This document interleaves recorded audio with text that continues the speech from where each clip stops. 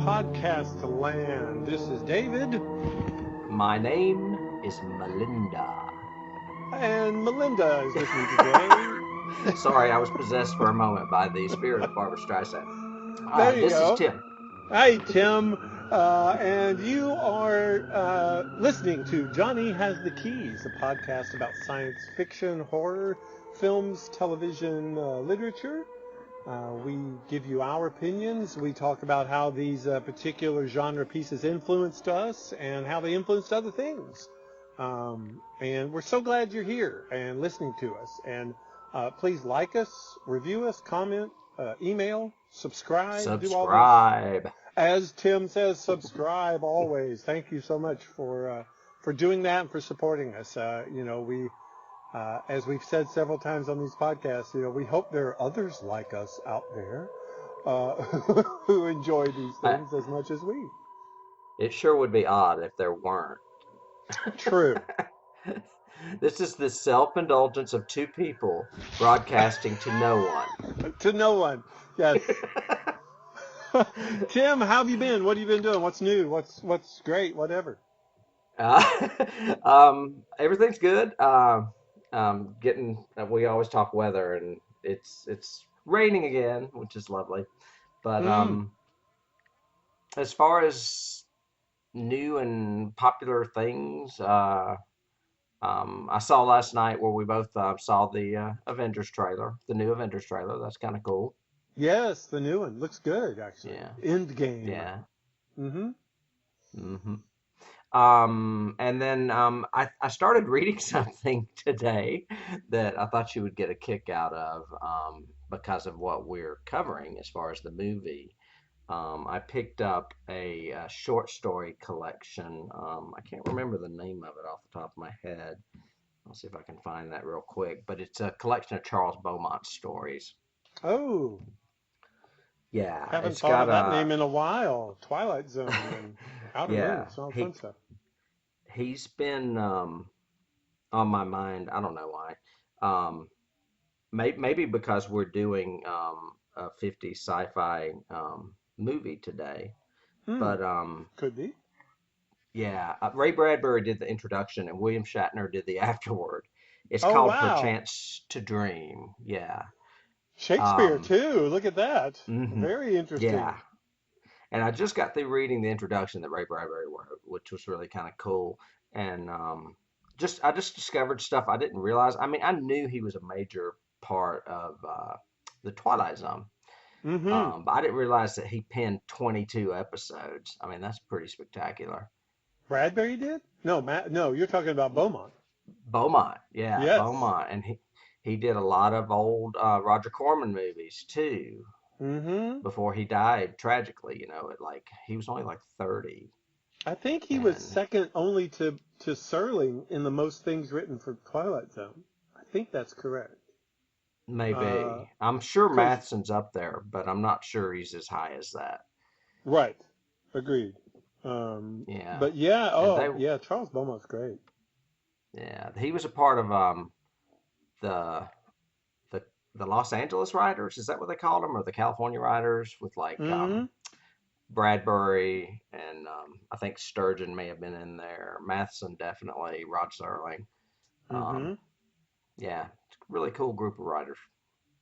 So anyway, that's what I'm doing. And we've talked about that before, how we sometimes watch, and well now, especially with genre pieces so much, we're watching these semi-science fiction or superhero or comic book influenced sort of series on Netflix or Hulu or whatever, and I'm going, we've said before, where are the writers? Where are the classic sci-fi writers that, I can only think of like The Expanse, I think is the only like sci-fi piece that's actually based on a current novelization of a real sci-fi writer. I wish they would go back to some classic writers. When Roddenberry did Star Trek, he went to like Sturgeon and Robert Bloch and all of them and said, hey, Harlan Ellison, and said, you guys are sci-fi writers, write stuff for me, kind of thing. Right. Yeah, I went back to see if maybe Beaumont had written a Star Trek. I couldn't remember, and apparently he didn't. He did not. That is true. No. Perchance to Dream. I'll have to look that That's a good one. Yeah, it's a collection that Penguin actually put out, and Penguin's kind of prestigious as far as literary, which is kind of fun to see Charles Beaumont in that publishing house. That's great. So That's cool. yeah. I'll post a copy of or the when I do the blog that has Notes. all the links and stuff, I'll link to the Yeah. cover so people can see it. Sweet. Sweet. Yeah. Yeah. I mean, for me, the only thing really that I've had this week, kind of unique is and I thought of you the whole time is I've been rewatching CSI, a guilty pleasure of mine. I really like the procedural aspect of it, and I like the storytelling of it, and I didn't know it was on for like 97,000 seasons. But so I've been just Wow. rewatching it from the That's very, a lot. yeah. No, I think it's like 18, maybe. I don't know. That's Anyway, still a lot. yes, especially since they're all full seasons. It's not like, I know that 10 years from now we're going to be talking to people and they're going, well, how many episodes are in a season? And they'll all think 10 or 8, like Netflix and Hulu are. And we'll have to say, no, I remember when real seasons were like 26 Yeah, hour-long episodes, X-Files. Every single Yes, season was like 26 or so episodes, man. It's a right. lot. That's the way television should be. But anyway, so I've been watching them on Hulu, because I have the Hulu subscription and everything, and they show commercials, Hmm. and all of the commercials they've been showing for like the past couple of days have been Disney's new commercials for Disney World, and they are Okay. phenomenal. They are Have you just seen the one with really the duck? good. Yes, the duck was great. They've got a new one Yeah. that's just all Toy Story and about Toy Story Land. They've got one that's about dreams and making dreams come true. I mean, they're really good commercials. Hmm. And I was going, Yeah. yep, yep, that's Disney doing good again. So, Yeah. I showed Dennis the duck commercial last night. I told him he oh, needed did to you? check it out. Yeah. Yeah. It Well, just about makes you cry. It's awesome. they are a huge corporate behemoth, and at times I really don't like what they do and the fact that they buy up everything. But I think their theme parks are awesome. They do good. They do good theme parks. So I Hmm. like that. Um, Well, it's interesting that you bring Disney up because they had something to do with today's contribution. they did, and Hmm. I am just rubbing my hands gleefully, going boo ha ha. I love today's topic and what we're talking about, and we've been Hmm. talking about it since like the second episode of this podcast. We said we got to review that, and I've chastised you forever about not ever having seen it. But now you have. Note to audience, if for some reason these air out of order, you may find that I have not seen this movie, even though we've already talked about it. Could be, could because be, but because you have hopefully not. chastised me in several episodes, and we're not really sure how or what order these are going to air in. So Yes. anyway, But yes. So you're now your education is complete, young Padawan. You can go forth because you have seen it, which is great. And in case you haven't seen the liner notes or know what we're talking about or the blog, today we are going to be delving into a science fiction literal classic called Forbidden Planet. And I will start by saying it is one of probably my top 12 movies ever. Uh, wow. it is listed in by the American Film Institute as one of the top 10 science fiction movies ever made. It is incredible. I really, really like it, and you'll see why as we go into this. But It's so popular they named a bookstore after it. they they named a bookstore Forbidden Planet, really? Yeah, there's a big I believe it's in London. It's a genre bookstore that's really popular called Forbidden Planet. Oh, well, Yeah. that's good. Yeah, I'll put a link to that too. I'll have to dig it up. I can't remember the details, but This yeah. movie, as far as keys go, is chock full. It was such an inspiration to so many genre pieces following it, and I mean literally like dozens of things that it influenced and did. It was an incredible work at the time, and to me still holds up, and I still enjoyed it. I enjoyed watching it again, which for me was like probably the 50th time I've seen this movie. But before we get into like details of it, just initial thoughts. What did you think of it overall? I I would say, just having seen it for the very first time, I know it sounds like a sacrilege, but I I can see I can see it being one of the most influential movies probably out there. When we did the Night of the Living Dead show, Mm-hmm. I talked about how much that has influenced stuff, all the way Mm-hmm. to The Walking Dead. I mean, it's just that concept, and that movie just inspired countless things. And I can see where this would be the science fiction equivalent of Night of the Living Dead, as far as being Yes. a huge, huge influence of stuff to come. Yes. So So much. So. that's my first impression. Okay. Um, my second impression is Gene Roddenberry totally ripped them off. It looks like a 2-hour Star Trek episode. Very good. We'll get into that, but yes, definitely. Very good. Uh, there are actually, one of my notes is, there are people that refer to this as the lost pilot for Star Trek. And because it is essentially, and not just Star Trek, so many other influences, but yes, definitely we'll go into, I've got a list of Star Trek keys. But it premiered on March 15th in 1956. So we may date ourselves, but we are actually recording this podcast on the Ides of March on that anniversary. So 63 years. 63 years ago, this film premiered, and it's still viable and around today, which is great. A brief little thing about the credits. It was produced by MGM with some borrowed assistance from Disney in a couple of places.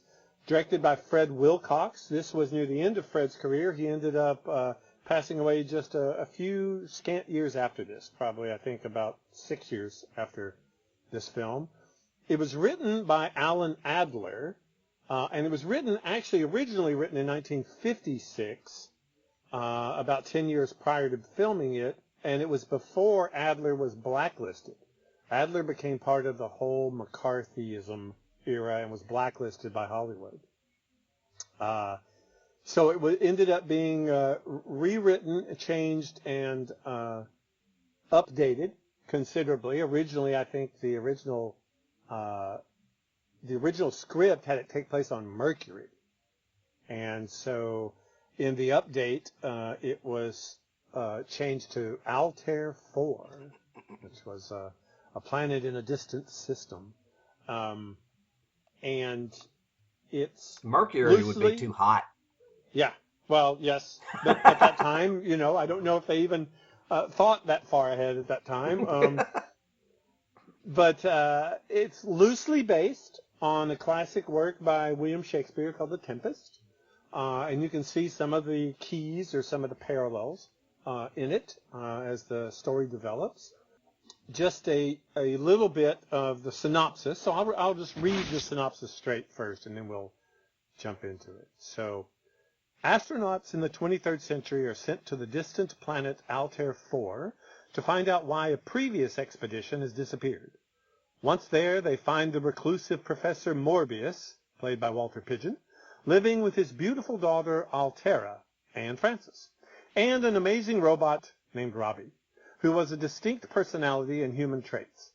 Morbius tells the astronauts that some unknown force killed the other settlers and shows them the vast underground city of the Krell, the long-dead natives of Altair IV.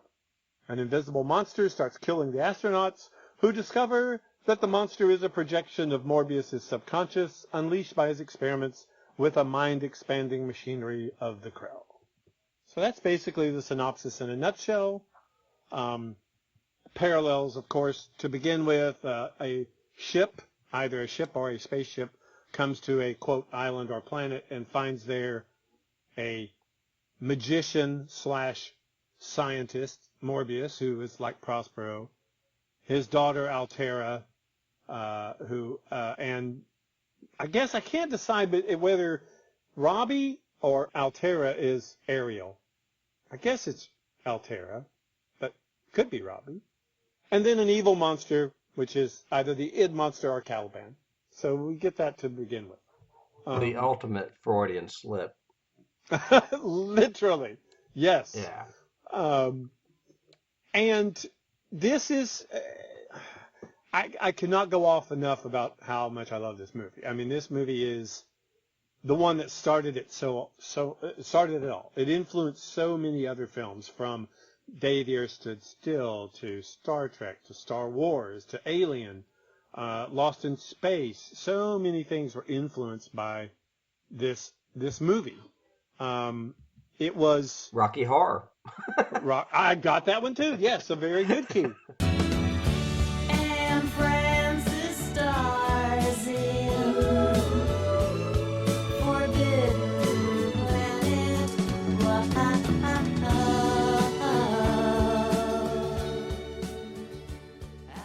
Yeah. It was an intelligent script, for one thing. Up until this point, science fiction was all B movies. It was all either, this was right before the bug-eyed monsters, but it was that kind of era. Science fiction was all conquering aliens from another planet and that sort of thing. But this one had a really intelligent script, and it showed, even though it did have a monster in it, the monster turned out not to even be alien, so to speak. It had a bunch of firsts for a movie. It was the first movie with humans in their own spaceship of their own design flying to another planet. So even though we had science fiction in the past, almost all of it was earthbound. As far as films go, of course, science fiction, as you said, like Beaumont and everything else, literature had always explored other planets. Isaac Asimov, Beaumont, Arthur C. Clarke, all of them had done that. But this was the first film that showed a spaceship going to another planet. It was the first movie set entirely on a foreign planet. We never go back to Earth. We never show Earth or see Earth in any way during it. I have one if you don't have it. Yeah, jump in anywhere, or I'll just talk my ass off here. Well, I mean, it is the first set. It's the first set on an entirely other planet, like you said. But I read that it was also the first faster than speed of light ship in a film Yes. as Yeah. well. So that was one that I had. Yes, I've got. It was the first musical score that was all electronic. No musical Yeah. instruments were used at all. Yeah, that's some weird shit. Yeah. All the sound effects and tones and everything. They called it I think they called it a tonal soundtrack. Mm-hmm.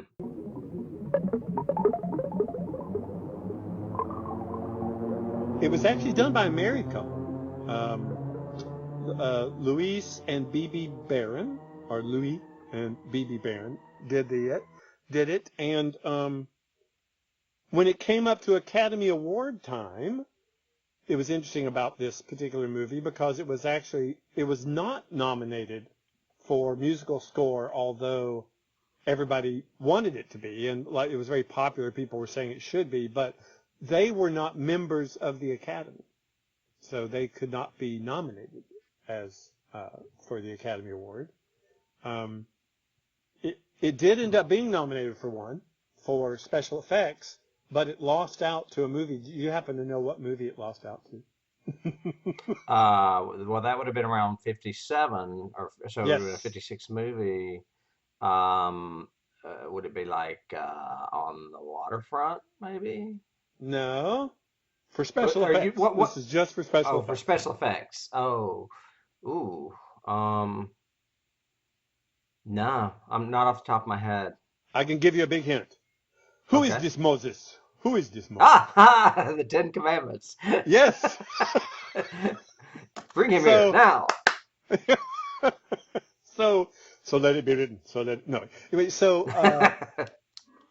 yes. So this incredible special effects in this movie, which are nonstop from the opening credits all the way through. You have these incredible special effects and sets and everything, lost out to the Ten Commandments and the Well, parting of the Red Sea. they did part the Red Sea. That's exactly what I was going to Yeah, say. yeah. I was just And a what? staff, No, David, a with staff turned into a snake. So, no. You have Robbie the robot, for goodness sake. Come on. and Anyway, Charlton Heston saw a burning bush, and his hair turned gray. and his hair Turned gray. turned gray. Actually, almost white. So.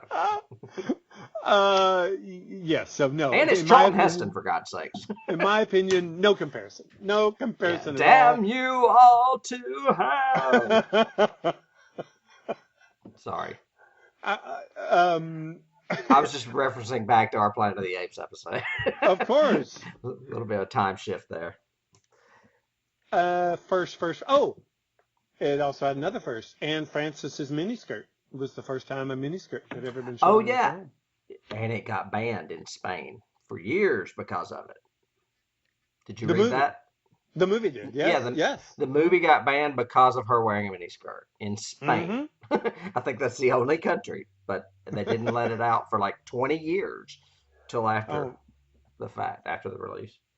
Very interesting. Those Spanish lovers, they just couldn't take it. They couldn't take it. Anne Francis's legs, thighs. Yeah, but she did have, I mean, it was great costume design. I think a lady named Alice Rose, something like that, Alice Rhodes. I don't know. I didn't research that part, but she, all of her designs were great. She had like 7 costume changes in this. And it's very apparent because nobody else in the cast has a costume change. Well, one, they have a off-duty uniform and an on-duty uniform kind of thing. Well, the cook wears a t-shirt. Yeah, the cook. We'll get to the cook. I don't even talk about the cook. Hey, I got a first for you. Yeah. This is the first film I ever saw that featured a plastic educator. Well, yes, it did do that. I had to go there. Well, let's talk in general. What did you think of like the production values, like the sets, the costuming? While we're talking about that kind of stuff. For the time, I thought it was pretty darn good. The matte paintings alone were just beautiful. I'm fairly certain it was all shot on a soundstage. Yes, it was one of those where even though they had exteriors, everything was shot interior. There was nothing outside. Yeah. The only thing that's kind of, you said matte, and I'll just add the only thing that was shot outside were those long, huge matte shots of them inside the Krell machine when they're walking. Those were actually shot outside on the parking lot so that they could superimpose them onto the matte paintings. Okay. But everything else was shot interior and made well, that's interior. a key too. I forgot about that. I thought, well, so I mean, it looked very science fiction-y of the time, and even leading into the following decade of the 60s, because a lot of the sets reminded me of Star Trek, like the big rocks and things like that. So, and overall, I mean, they were ahead of their time as far as the effects of the time. They look dated now, but I think it's still a cool movie. Yeah, I mean, I think still looks cool. If you think about something from 60 plus years ago, I think there will be some datedness to it, but it was revolutionary at the time. To me, this had a component that revolutionized science fiction movie making at the time. The next one like that, I think, would have been Star Trek, probably, and then the next one would have been Star Wars. That just changed the visual genre. Well, in 2001. Well, 2001, yeah, I agree. You're right. And all of those were influenced by this movie. Hmm. So much so. I mean, uh, scenic design I really liked. I liked the fact that it didn't have normal doors. It had those funky diamond-shaped doors. That Uh, closed like they call that something like an iris closure, like the yeah, way an well, they eye had dilates. it had a triple iris for the big room. Yeah, it kind of closed Yeah. like a bomber door kind of thing. Hmm. But most of them were Star Trek doors. I call them. Most of them slid to the side and whooshed. Oh, okay. You Yeah. know, um, but even the interiors, I liked the design of Morbius's house. I liked, I've always wanted Morbius's desk. I think it looks so cool. That kind of semicircular, sitting on a big stone urn kind of look to it. I love the production design of that. The Krell machinery and the way it was designed, I thought was really cool. And again, kind of advanced for its time. The exteriors, to your point, yeah, it reminded me a lot of Star Trek. It also reminded me a lot of Lost in Space. Those huge kind of, we've got a backdrop painted way in the back, and then we've got these set rocks in front, and then some dirt. And then we've got our little ship model, or our ship set, I guess, recreation.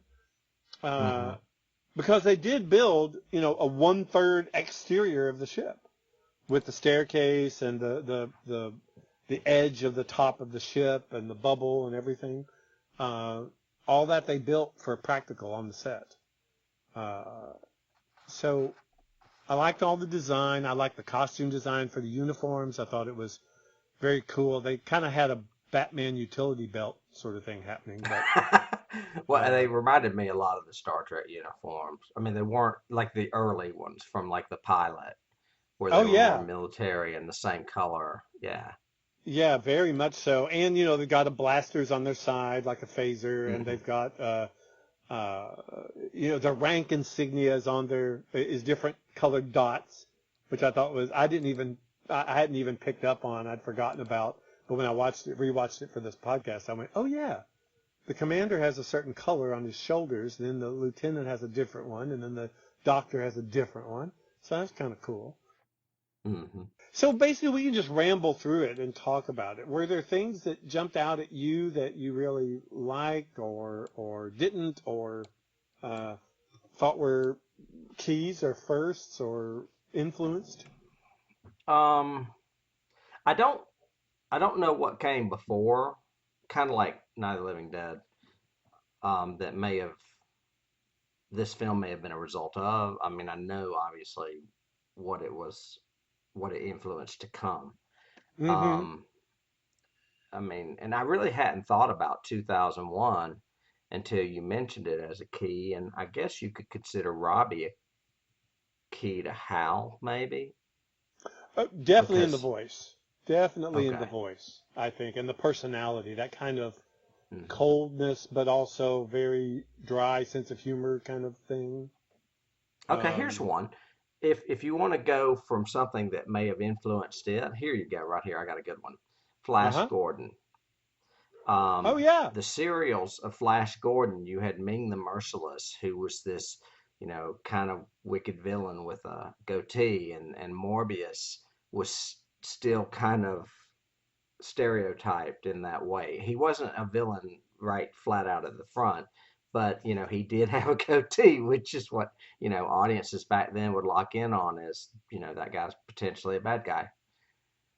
True. Even down to like, So evil Spock in Star Trek. When they're in the mirror right, universe, he has a goatee.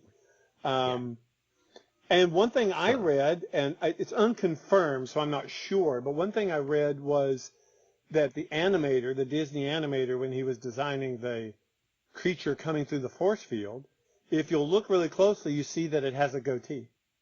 And he designed it it. just subliminally. And I didn't Oh, know how that. funny. I didn't catch that until I watched it again this time and went, oh yeah, okay, I could see that. Uh Um, huh. they also said that the way it animates, so it like screams to the left and then screams to the right, everything, the monster, they said that that was a homage to the MGM lion. The way it, I did read that. I did not know that. That was new to me, but kind of a cool key. Well, and MGM was kind of praised or for taking this on because they're the first to ever do a big budget sci-fi movie. No one Yes, else had done it, and no one expected MGM to be the one to do it. right. No one Yeah. expected them to be, and it was very popular. It got great reviews. I read somewhere in doing the research that back then, same as they do now, unfortunately, but they would do like test audiences, and then depending on what the audiences thought, they would change the movie or make edits or adjustments. Um, Hmm. a classic story is Jaws. In Jaws, in the preview audience, in the original Jaws, Hooper dies in the cage. He's killed by the shark. But preview Yeah. audiences hated that, so Spielberg re-edited it and made him live at the end, kind of thing. And that he But died in the book too. yes, Yeah. yeah. Yeah. So being true to the source material, but then the audience didn't like that, so they changed it. Right. This, they said preview audiences were so great that they didn't change anything.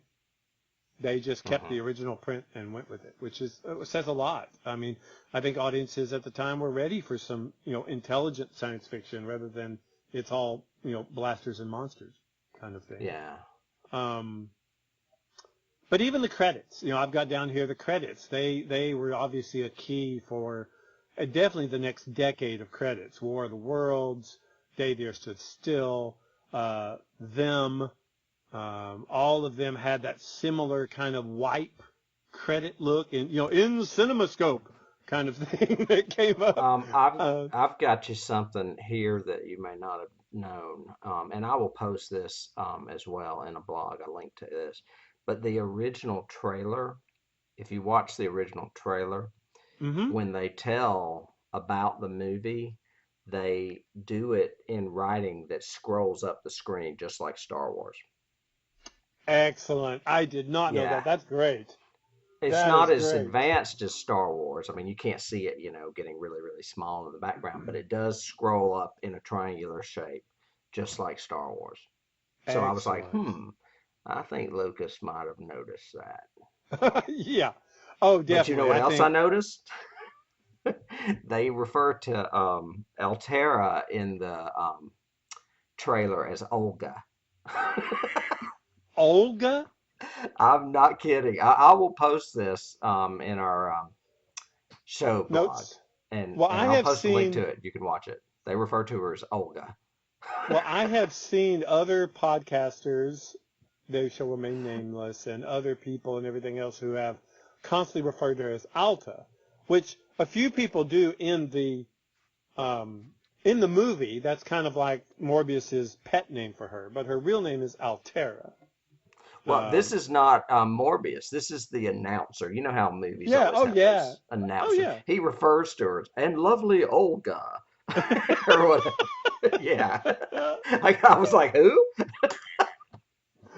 um, let's see. Okay, so just kind of stepping through my notes, and what do I have that are keys or first or fun? I Well, mean, no. Why don't we talk about the cast okay, yeah, a little bit? I sure. mean, obviously it was Leslie Nielsen's first movie, or at least Yes. his first as lead. No, I And think it my was his God, first movie. I think it was his debut. Yes. yeah. And what a And career then he's had since then, you know? I know, like 5 decades of stuff. Mm-hmm. Him and Earl Holliman, who's also in the movie as the doc. I mean, as the cook. The cook, Um, yeah. they've both been probably in every television series aired in the 60s and 70s.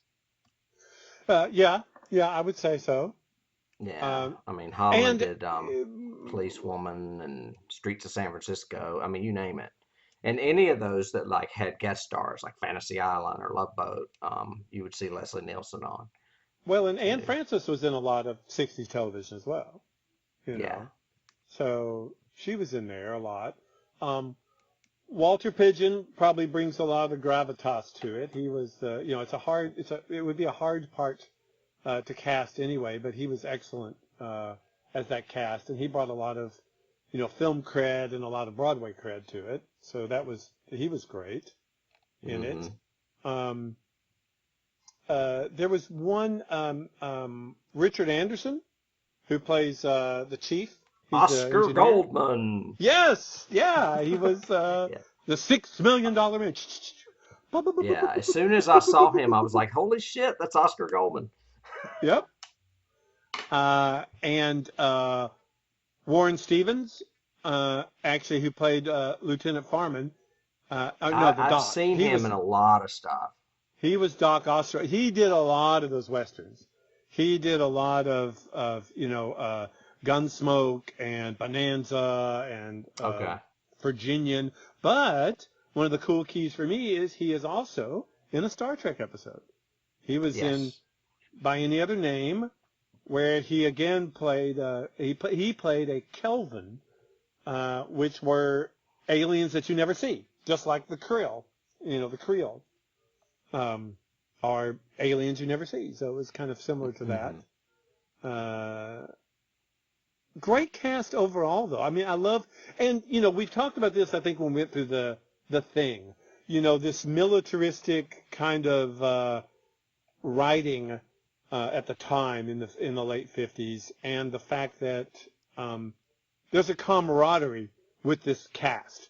These guys have obviously, like he even screams at one point something like, "They've been in space for 380 days," or whatever he says. They wrote them as they know each other very well. I think he says, I can't remember the crew compliment, but I think it's like 19 or 20 is the crew, and based on the size of the ship, that's probably true. But they kid each other, they rib each other, they get along. There's a real kind of banter to all the dialogue, even from the very beginning. I like the fact that the whole beginning, looking at Altair and the landing and the deceleration that they do, all of that, they don't sugarcoat it. They don't tell you what they're doing. It's just like, here we go, and we're doing it. It's not now let's stop and explain what we're doing here for those of you who don't understand science fiction. Who else cast-wise? So Anne Francis was great. I have a note of two people that are not in the cast and potentially were banned from MGM because I guess they turned it down. Who? One I know and one I don't know. The one I know is a guy named Steve Forrest. Yeah. Steve He was Forrest. up for the Leslie Nielsen role, Oh. and apparently he was an MGM player that since he didn't take it, I guess I don't know if he was contracted or what, but I've heard there's rumor that he was blackballed because he didn't take it. The only thing I remember him from, I mean, he's been in a million things, but the thing I remember him from is Mommy Dearest. He's in that. Okay. And then some guy named, and you may know him, John Erickson. John Do you know who that is? Erickson. I do not. I don't know which role he turned down. If it may have been the same. He's still alive. I was going to see what he was known for. Well, he was in Bad Day at Black Rock, and so was, I think, Anne Francis, maybe. So he ended up with, and he was in Bedknobs and Broomsticks, which is a Disney film. Oh, cool. Lovely film. Anyway, that's just a little sidebar. Interesting. I wonder if they turned it down because it was sci-fi and they thought it was beneath them. That's what went through my head. I'm sure. That wouldn't surprise me at all. At that time, like I said, this was revolutionary because at that time, science fiction was all aliens destroying a city kind of thing. It wasn't this kind of, and this is when your lead / villain, is a philologist, something that most people don't even know what that is. I think you've got a fairly intelligent script happening there. I've got so cast-wise, director-wise, they brought in good producing staff, good director to handle this cast. They great special effects team to put all of this together, and they spared no expense. I mean, this was Right. a really expensive movie for the time. It was almost Yeah. 2 million, I think, or something like that. It was Um, shot on the lot that Wizard of Oz was shot on, yes, the same and soundstage. Yep. yeah, and I thought, a lot of especially the garden that Altaira is swimming in, Uh-huh. it looks so Star Trekky to me, but that's actually the Munchkin Village just redressed. Yeah. Yeah. Yeah, but you can see the influence, definitely, and Star Trek took all Hmm. of that. Well, let's talk about that while we're there. I mean, we'll just do the big, Okay. elephant in the room, which is all the Star Trek first, because there's Okay. way so many. There's a ton. The whole concept itself of the semi-militaristic crew that is out on the frontiers of space exploring and um, trying to do good and do, good earthly things and they're representing the United Planets as opposed to the United Federation of Planets in Star Trek. But that whole concept alone is Star Trek. Like you said, and I've heard before, this is like this is the pilot before the pilot of Star Trek. Especially if anybody who's seen The Cage, because which was the original pilot for Star Hmm. Trek. But even down to going to the planet and encountering a strange force you don't understand, plastic rocks, sand on your set kind of thing, blasters Blasters. at your side, the transporter effect. When they do the deceleration effect, it looks almost exactly like the transporter effect from Oh my Star God, Trek. I thought they were doing a transporter effect the first time I saw it. Yeah, I mean, it is the first time I saw the movie, obviously. But I mean, when they started to step on, I was like, oh, that's where it came from, and it ended up being something else. I tell yeah, you another thing that Star Trek did is they took traditional adventure music and combined it with the tonal stuff. I mean, there's yeah. always tonal shit going on in the background of a Star Trek episode, especially when they're on the bridge. Yep. It's computers and things making noises, but it's like Mm-hmm. yeah, sorry, I just reminded my after that movie was over, I was so inundated with those tonal effects that I just started driving my dogs crazy. I was following them around the house going, Well, and the crew interactions the same as Star Trek. Again, this kind of we're all militaristic and we obey the captain, but we can be buddy buddy in our off time kind of feel. We know each other's birthdays and all that. So that was that.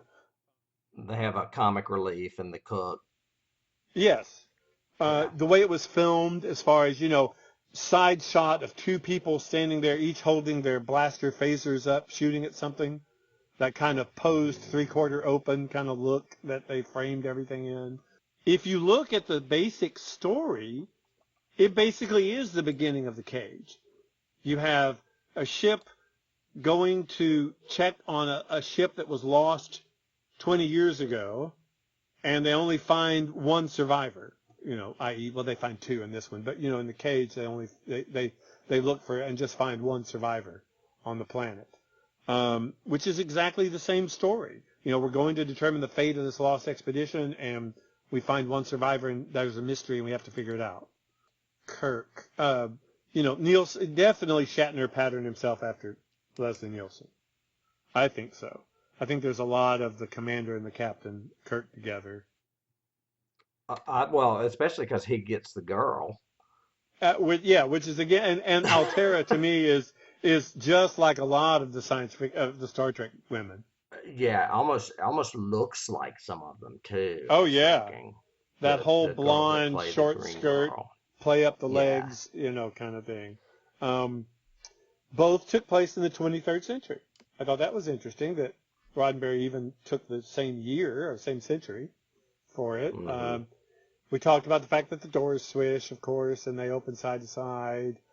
One I found in research that I didn't know about is, and it was later confirmed by Roddenberry, the Enterprise serial number is NCC 1701. And 1701 is the clock time when they enter orbit on Altair IV. In the Yeah, I background, did you can read see that. 170. And I Yeah. never knew that, but then I looked it up and went, yes, that's actually true. Yeah, Um, that's like that was geek in there. minutia. Hey, there's nothing wrong with that. Geek minutia is good for science fiction. So other things non-Star Trekky, but that are so influential. The whole concept of a long extinct race that has this huge technology left over. I mean, that comes originally from, science fiction literature, but has also gone on to influence so many, the Berserkers that Niven had, Oh, I've got one for you.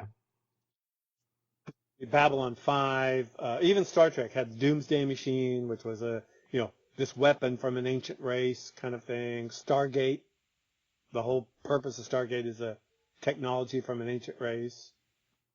So is the Tommyknockers by Stephen King, Tommy and knockers. the Tommyknockers by Stephen King it's about a woman that discovers a spaceship buried in the earth, and Yeah. it's haunted by the former aliens they're not really intelligent, but they're very crafty, and they Uh-huh. actually joke in that book several times about the guys being from Altair IV. Oh, really? That's a Yeah, good one. it's not a great book, by the way, but that is the No, story no, in a not one nutshell. of his best, but I did not remember that Mm-mm. they were Altarians, or so to speak. Well, So that's I mean, I cool. don't think they didn't know that. I think they joke about it. I think they just say, yeah, they're from Altair 4. Mm-hmm. But yeah, so that's an unlikely one to me as far That as a is an key. unlikely But one. Stephen King, Stephen King loves that movie. We saw him tweeting the other day about how he wasn't going to work because it was on television. Yes, of Yeah. course. At one point, the executive officer pulls up just a small device and checks the Bellerophon, the original ship, checks their manifest kind of thing, just like a tricorder. So that was very Star Trekky to me. When they see that they need to go and explore, the captain takes his first officer and his doctor. And I thought, okay, that's the landing party of every Star Trek episode. So, uh, Yeah, we need somebody to die. yeah, We yeah. need a red shirt. But yeah, and let's take the three most valuable, command positions and send them away. That's smart too. We always do that. Because they, Roddenberry got such flack over that he corrected that when they first started doing Next Generation, and they changed it from landing party to away team for Next Generation, and the captain could never go. It was always just the executive officer and whoever he picked. So, until they realized that wasn't working. So now we went back and the captain went as well with Data and, Riker. And so they all take the three most Mhm. important people and take them on the away mission. That works perfect. I have a couple of keys that are like effects keys. Sure. One is, well, they're actually the same almost. One is when they go down into the planet and there's that window and those lights are kind of going by them. Mm-hmm. That reminds me of like Space Mountain, like the effects that Disney used in the 70s when they built that. Yes. The little And shuttle thing they go to in the krill. exactly. Yeah, yeah. It's not a Yeah. great effect. It's nostalgic. It reminds me of Disney. And another thing that reminds me of Disney is the id monster itself. The Mm-hmm. animation, which was Disney, is very well, it's very Disney. It reminds me of like the Black Cauldron from the 70s, Oh, yeah. um, Yeah. kind of the flames or whatever. So I see a lot of I guess you would call them Disney keys in the special effects, but of course Disney did do the special effects, so that makes perfect sense. Yeah. And back So to your shuttle car thing, I also got keys from that of Thunderball, James Bond Thunderball, when he gets in the little shuttle and goes around the big volcano set and everything. And in Roddenberry, tried a couple of pilots in the 60s after Star Trek or early 70s. One of them was called Planet Earth. And all the continents of the Earth were connected by what they call sub-shuttles, and it looked the same way. They sat there, and you saw the little lights of the tunnel go in front of them through the window, kind of thing. So yeah, very key-like in those effects, I think. Mm-hmm. The when they're in the krill machine, they're walking on these huge walkways through Yeah. this giant, he said 20 miles or whatever, machine Each kind of thing. direction. Yeah. Yeah. And I was thinking, okay, that reminded me of Star Wars. You know how in Star Exactly. Wars when they're on, everybody in Star Wars seems to like these big, huge passages with no handrails. It's kind of like, couldn't you fall? I mean, what if you got dizzy for a second or whatever? But Yeah. no, we Isn't just it like do that. the center of Death Star or something? Yeah, Isn't that what that is? It's like a catwalk or whatever. Yeah. That's what I yeah, thought. and As soon as I saw it, I was like, okay, I know where George Lucas got that. oh yeah, the all of the when he's turning off Obi-Wan is turning off the Force shield or whatever, and it's Mm-hmm. him, and you just see expanse of, well, in Empire the same way, when Darth is fighting Luke on that railway that goes way out in the middle of nowhere, and just he falls down for 20 stories or whatever. Mm-hmm. Well, and him and Leia swing across it at one point in Star Wars too, don't they? When Yeah, they're oh trying yeah, to the get chasm. away from the Hmm. stormtroopers. Yeah. Yeah. The force field generators. They put these pylons out and with little lights on the side that blink, and it sets up a quote force field that then the animator animated the monster as it tried to break through. But those reminded me of Lost in Space. They did the exact same thing. They had these posts that formed a force shield, that they every now and then would Well, put around the Jupiter too. yeah, Um, and then since we're inundated with keys and we're not really dedicating a segment because they're everywhere, oh yeah, there's a lot of Lost in Space keys as well. oh yeah, Some are the same as Star Trek as far as like the sets and locations, but the robot, is a huge one. And designed by the same designer. That's why. exactly. Yeah. So that was and there's something like you just mentioned it, I think. There's like some kind of rover that they drive in over the land that's like really fast. Well, yeah, Robbie has his own little That's rover what that it he is. It's does. him. That reminds me of not only of Lost in Space, but that also reminds me of Star Wars as far as the land Oh, the racers or land whatever those speeder. things. Yeah, the land Speeders, speeders. yeah, Yeah. yeah. And I've always loved that effect. Even when the first time I saw this, at the Princess Theater when I was, a teenager, or even younger, and when Robbie first approaches and it's just the dust in the distance going on the little miniature set, and I go, "That's so cool! That just looks so Yeah, it's cool." hilarious because it's almost too fast.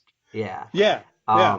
And I just want a side note here to the audience that David Horton is really not that old. It was probably a re-release he saw as a teenager. He was not a Well, teenager in yes. 1956.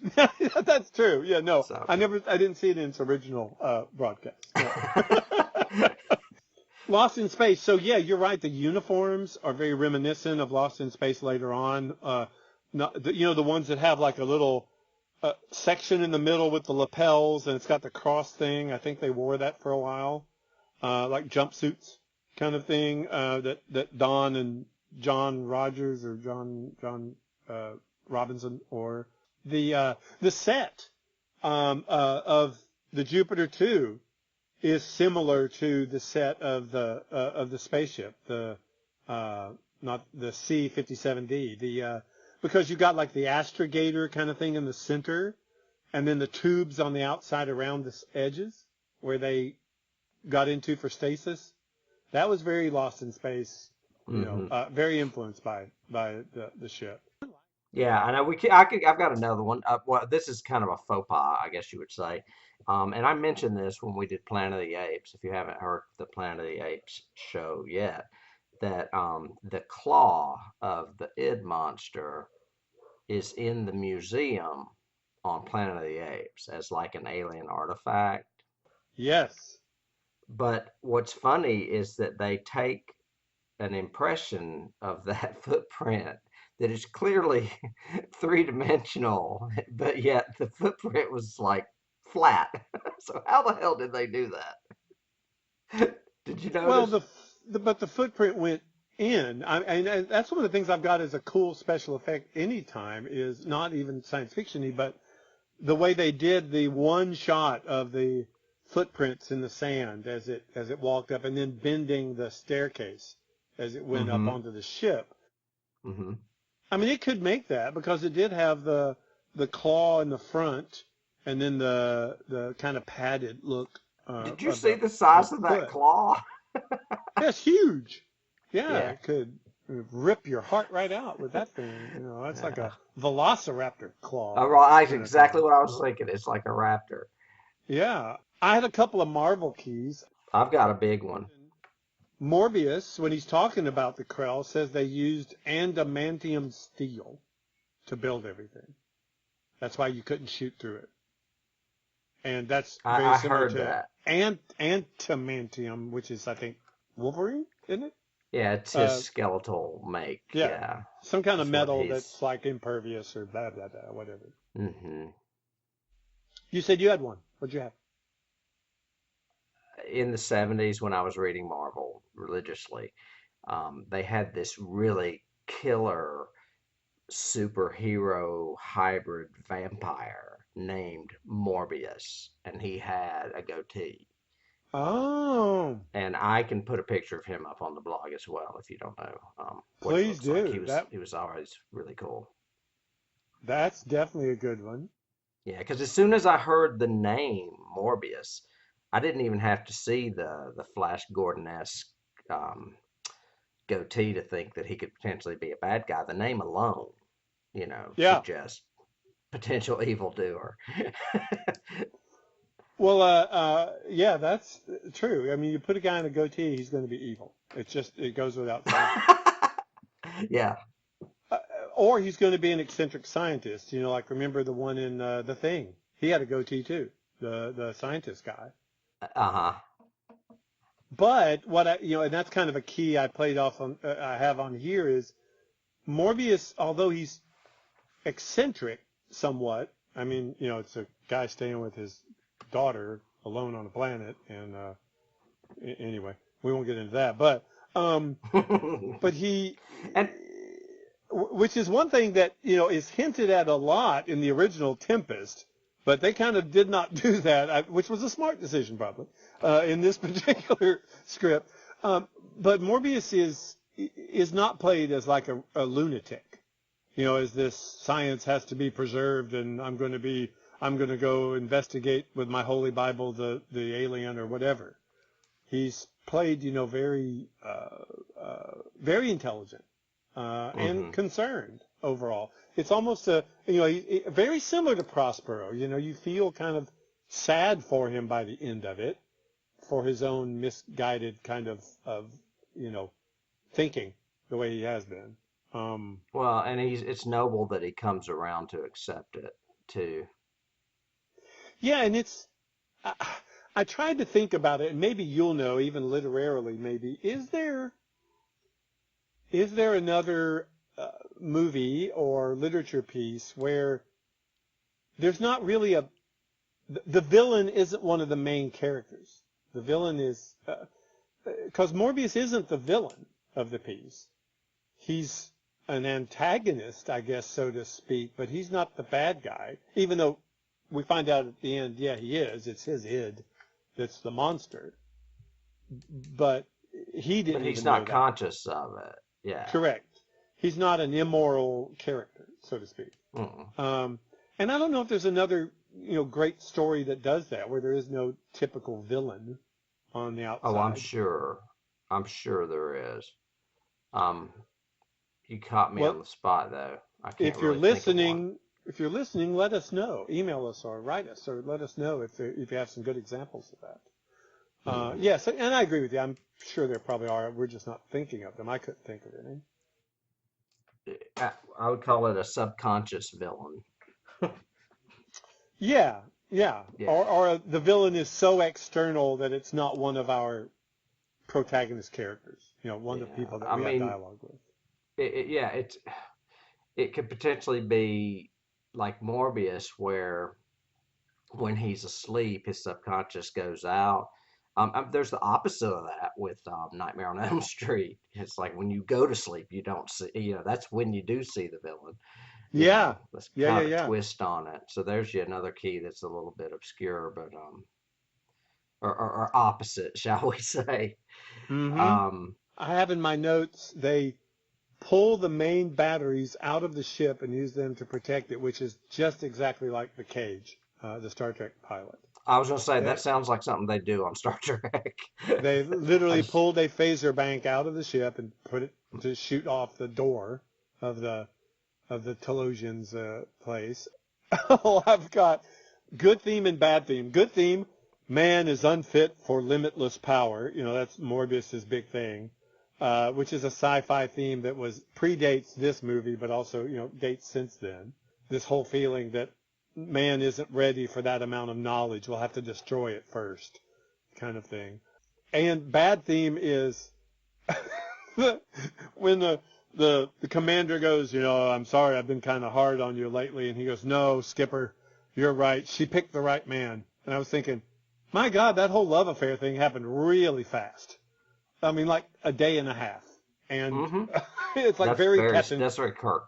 very Captain Kirk. It's just like, Yeah, he could get in a girl's pants really quick. as Less soon than as you're 60 exposed minutes. to an Earth man, baby, you can't get enough of them, That's the way it goes.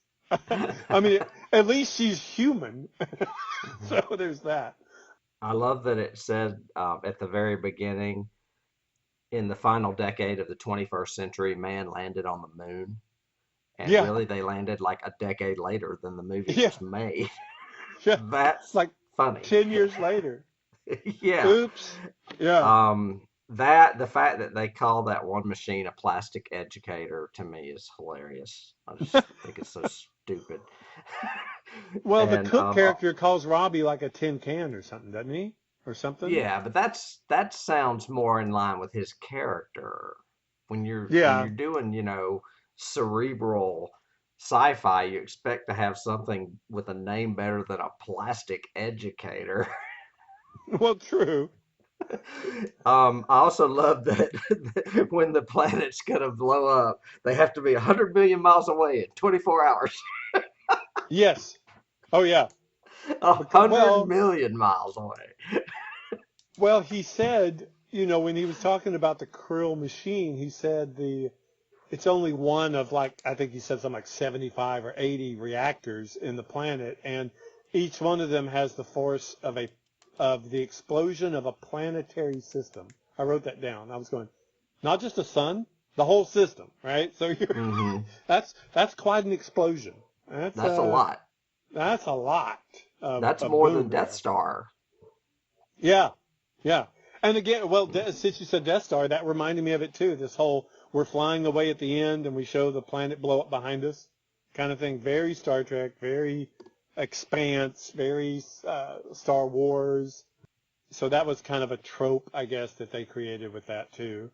I've got some funny ones. I've got when Okay. the capuchin monkey jumps in and starts stealing the fruit, Robbie kind of like shoots it to stun it and send it away.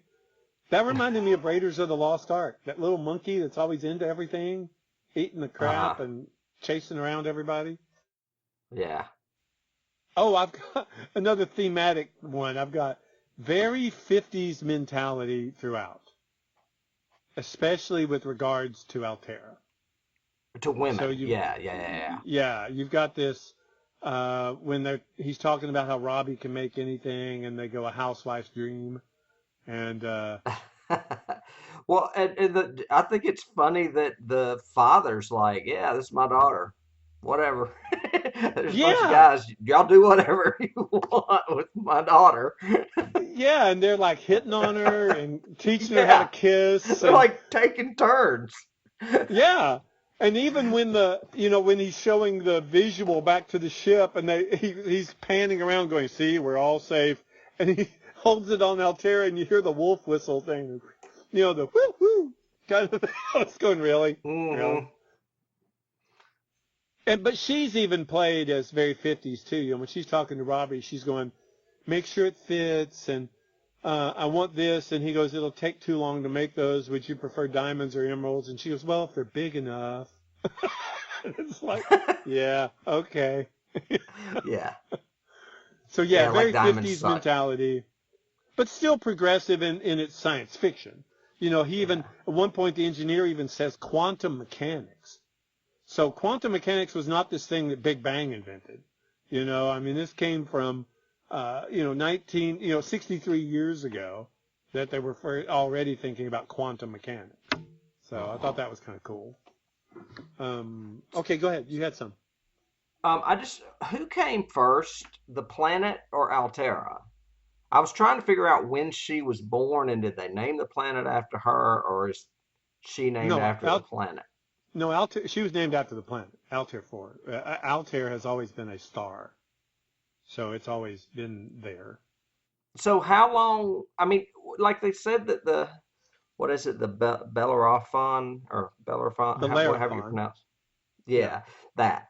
I mean, it landed there, but 20 years then ago. they were all wiped out except for the father, the daughter, and temporarily the mother, who eventually, I guess, succumbed to whatever.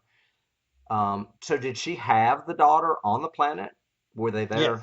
That okay. Yeah. I missed out on that somehow. Which I think is why she was named Altera, because she That's was what I from the figured. planet. I just didn't know if I didn't know which came first, the chicken or the egg. The The girl or the chick or the planet. egg. Yeah, Yeah, the the chick chick or or the the planet, man. egg. Yeah, which again is a same storyline that's in the cage. They lived for a few months on the planet and then they all died except for one. They crashed except for one girl, and they had Hmm. to learn everything from her, kind of thing. I have a lot relating to Robbie because Robbie was such a huge icon in science I'm fiction. glad you're getting to that because that was something I was going to go back to as well. So yeah, what do you have on Robbie? Welcome to Altair IV, gentlemen. Well, we already talked about how he influenced Hal in A Space Odyssey, Mm-hmm. and actually probably the computer on Star Trek as well that they're always addressing, which is very Hal-esque. But the big one is Star Wars. I mean, they had friendly robots too Yeah, that are main C-3PO. characters. Yep. Yeah, C-3PO and R2-D2. So Mm-hmm. that was a big key for me as far as robots in general, friendly And robots. and Robot, or the Robot, the one from Lost in Space, of course. That's, I Right, think, the other iconic robot sort of thing. for sure. I like the fact that, well, two keys prior to this that are literature is Robbie uses the laws of robotics, Asimov's three laws of robotics. Even though they don't spell them out, he's using them. He can't You hurt a can't human. kill. Yeah. Yeah, he can't hurt a human. He can't allow a human to come to harm. And he always has to obey a human. So, I mean, it's the three laws. And I think it was like only a few years before this, so like in the early 50s, Asimov actually published iRobot, and one of the stories in it is called Robbie, which was about a robot.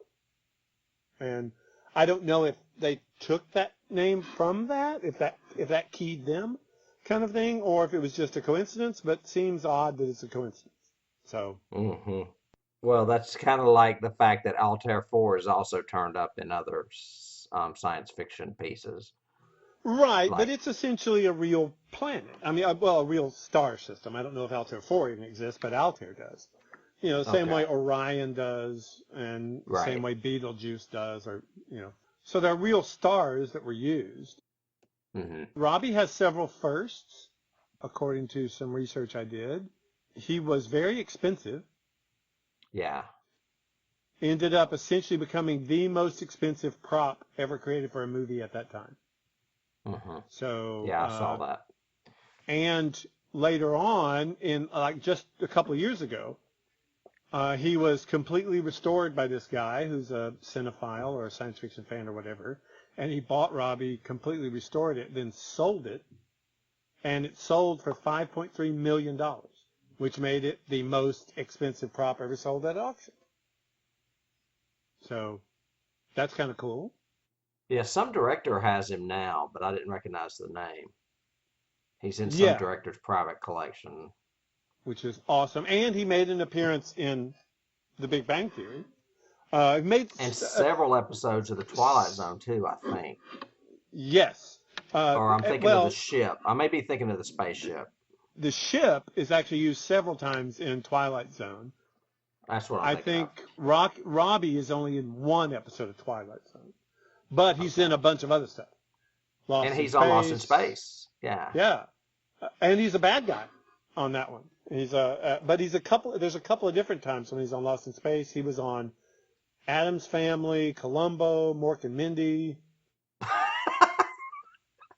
The Big Bang Theory. He's in The Big Bang Theory in the collector's apartment when Mm-hmm. Billy Bob Thornton is the collector, the dentist, and one of the things he's collected was Robbie, which was cool. Mm-hmm. He just became this icon, and I think because he was again a robot who had a personality. He didn't just execute orders or whatever. You know, he would have comments and questions. You know, like even when, and there's some humor in there, like C-3PO, so to speak. You know, like when Altaira says, "I need you to make me a dress, the best dress you've ever made," and he goes, "Again." It's just that Yeah. dry humor. You know, the commander says something about oxygen level on the planet at one point, I think, and Robbie goes, "I never use it myself." Just some cool lines and dialogue that made him kind of endearing. Because the movie is very cerebral to me. It's very science fiction. You don't feel a lot in it. Does that make sense? Yeah. I mean, one of the problems I had with it was that there is a lot of standing around and talking. Not that I'm not Mm-hmm. saying it's a bad movie, but I mean, there's parts where you're like, okay, I get it. You're intelligent. You've got, science fiction things going on, but don't just stand around and talk about them. Give me some Yes. Yeah. action.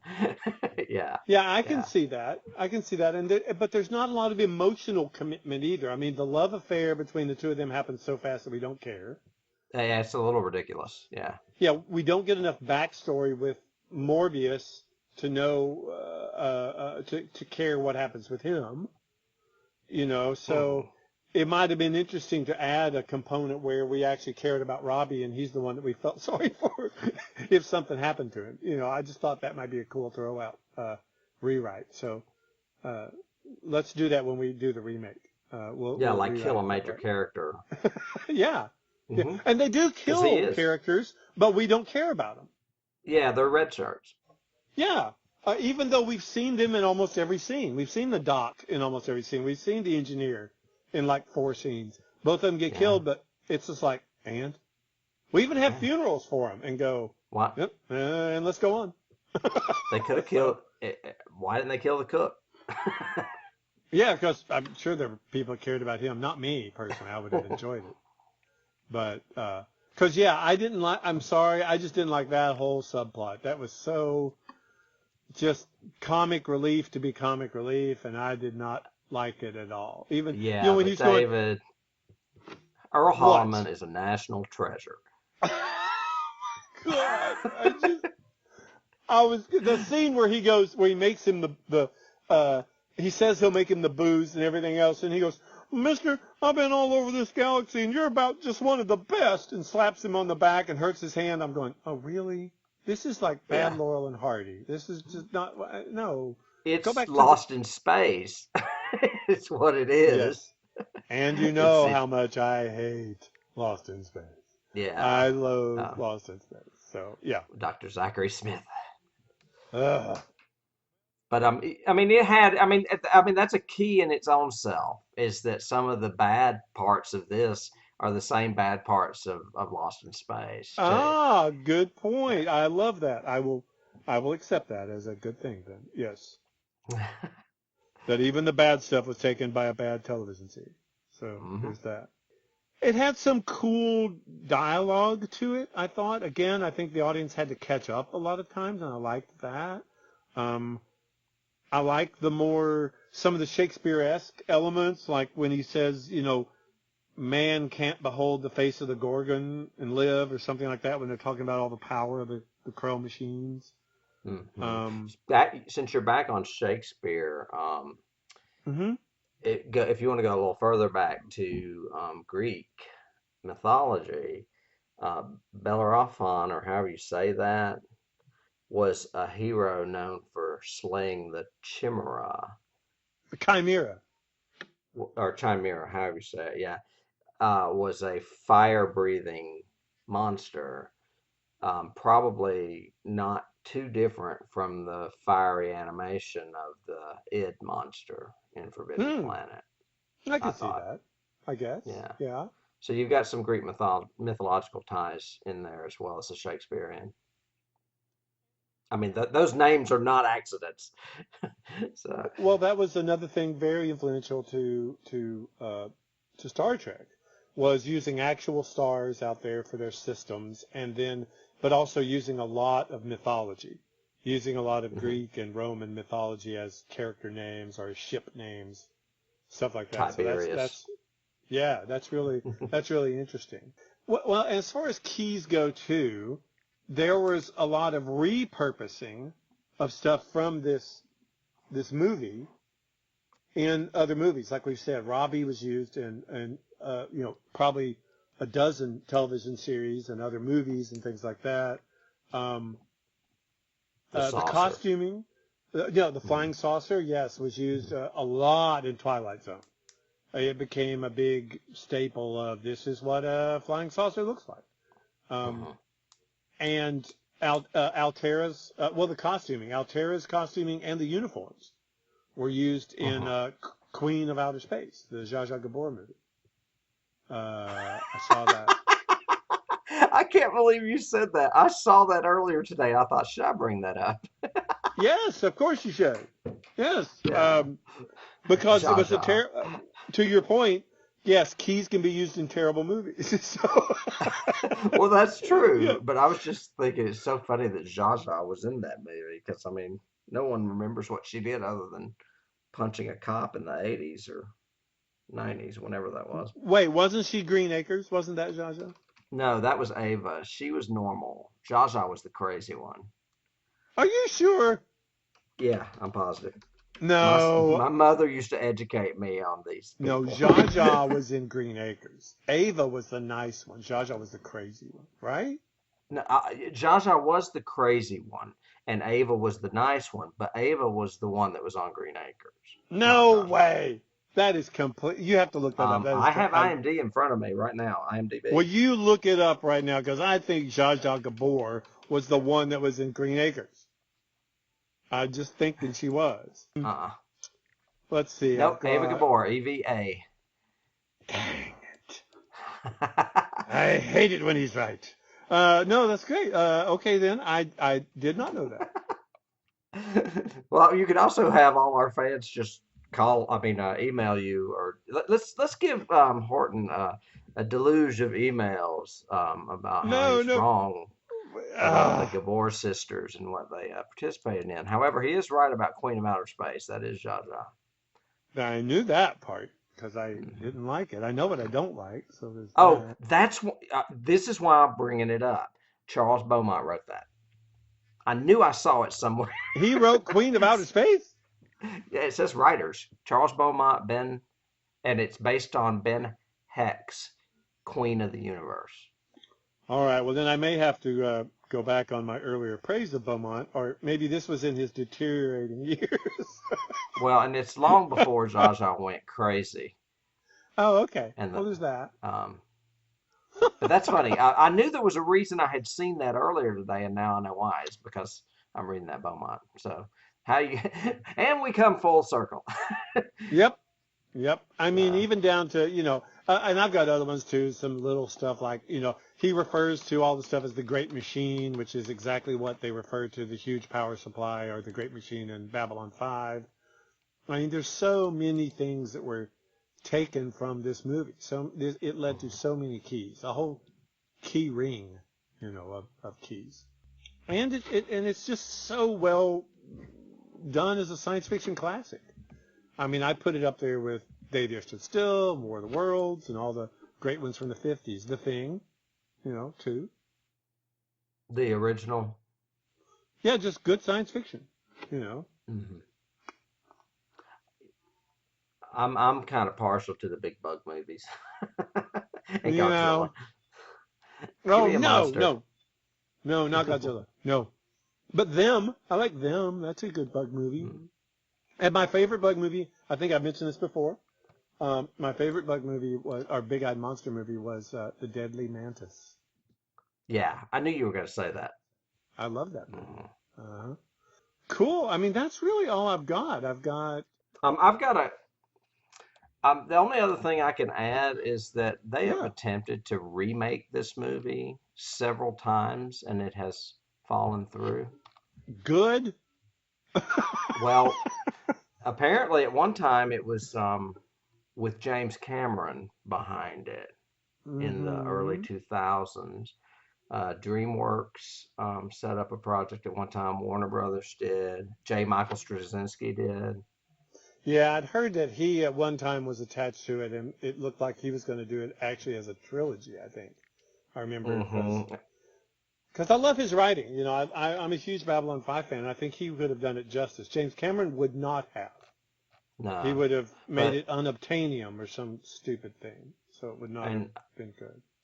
Anthony Hopkins was attached to play Morbius in one of those versions too, and that fell through as well.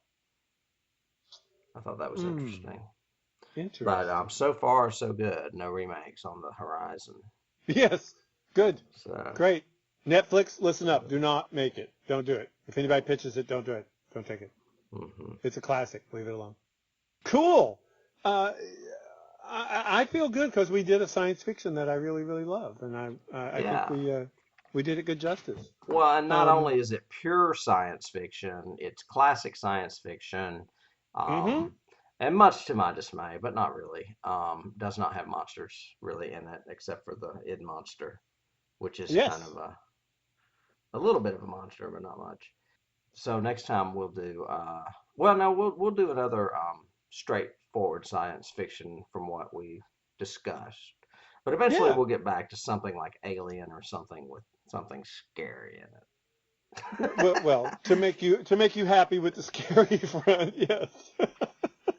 um, but yeah, because we kind of I'll tap on it before we exit here, but we talked about no emotional content either. You weren't scared in this movie either. You weren't really scared that the monster was going to hurt anybody because you didn't really care about anybody. It was just it looked cool, so it wasn't Hmm. a unemotional thing to it. They set it up well with the footprints, like you said, the footprints bending the steps and stuff. It Yeah, was kind of cool. could have been good, but then we didn't really care about who it was killing, so it didn't matter. No. Mm. Um, but cool. So good science fiction. Next, if you guys agree with us out there in podcast land, like us or disagree with us, then let us know. Email us, comment, give us good reviews. We're kind of, as we said at the beginning, we kind of do this for us, but also for you, hoping that there are like-minded individuals out there. Um, and next time we'll have something else to talk about. It'll be fun.